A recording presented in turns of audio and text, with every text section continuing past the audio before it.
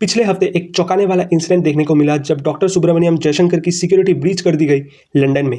किसके द्वारा? खालिस्तानी के द्वारा। ये सिर्फ एक इंसिडेंट नहीं है बल्कि एक खुला सबूत है कि ब्रिटेन एक सेफ हेवन बन चुका है ऐसे एंटी इंडिया आउटफिट्स के लिए।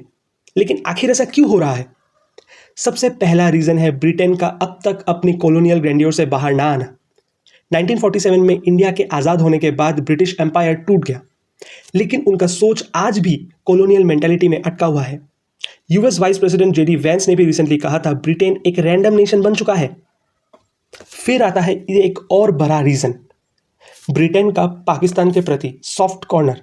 हिस्टोरिकल रिकॉर्ड्स दिखाते हैं कि विंस्टन चर्चिल ने पाकिस्तान के क्रिएशन में एक की रोल प्ले किया था ताकि ब्रिटेन इंडिया का एक हिस्सा अपने कंट्रोल में रख सके, और आज भी ये बॉन्ड स्ट्रांग है।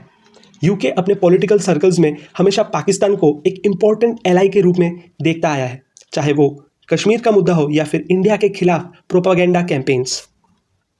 लेकिन ब्रिटेन का एक और बड़ा कंसर्न है खालिस्तानी मूवमेंट का राइज। जस्टिन ट्रूडो का कनाडा पूरा दुनिया भर में इसके लिए नोटोरियस है, लेकिन ब्रिटेन भी पीछे नहीं है।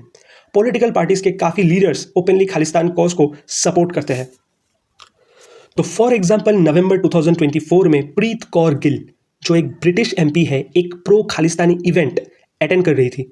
यही नहीं, उन्होंने 2020 में ओपनली डिमांड किया था कि सिख्स को सेल्फ डिटर्मिनेशन का राइट्स मिलना चाहिए, और ये वही एमपी है जो UK India free trade agreement पर नेगोशिएशंस का पार्ट है।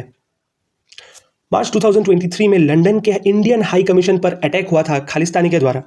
फिर सितंबर 2023 में स्कॉटलैंड के एक गुरुद्वारा में एक इंडियन डिप्लोमेट को एंटर होने से रोका गया। ब्रिटिश अथॉरिटीज़ ने क्या किया? कुछ भी नहीं। सब कुछ फ्रीडम ऑफ एक्सप्रेशन के नाम पर चल रहा है। पर क्या आप ये जानते हैं कि ये जो मूवमेंट हो रहा है तो इसका रूट्स कितना पुराना है? अर्ली 20th सेंचुरी में ब्रिटिश इंटेलिजेंस ने कनाडा और इंडिया में सिख कम्युनिटी के अंदर एक डिवाइड क्रिएट करने के लिए काम शुरू कर दिया था। विलियम हॉपकिंसन नाम एक ब्रिटिश ऑफिसर को भेजा गया था कि ताकि वो गुरुद्वाराज में इन्फिल्ट्रेट करके प्रो इंडिया नेशनलिस्ट्स को वीक कर सके, और आज भी ब्रिटेन इसी डिवाइड एंड रूल पॉलिसी पर काम कर रहा है। तो अब सवाल उठता है कि इंडिया करे तो करे क्या? सबसे पहला स्टेप होना चाहिए यूके के साथ एफटीए टॉक्स को सस्पेंड करना। ये यूके के लिए एक बड़ा झटका होगा। लेकिन सिर्फ यही नहीं, हमें रेसिप्रोकेटी को एक सॉलिड पॉलिसी बनाना होगा।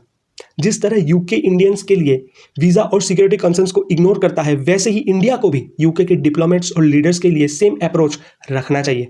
अगर खालिस्तानीज एक इंडियन लीडर की सिक्योरिटी ब्रीच कर सकते हैं, तो फिर कोई रशियन प्रोटेस्टर भी दिल्ली में एक ब्रिटिश लीडर को डिस्टर्ब कर सकता है। बहुत हो गया ये वन वे डिप्लोमेसी। ब्रिटेन अब कॉलोनियल नहीं रहा और उनको ये बात एक्सेप्ट करना होगा। अगर वो अपने कॉलोनियल एरा पपेट्स के साथ चिपके रहेंगे तो उनके इसका खुद भी प्राइस चुकाना पड़ेगा।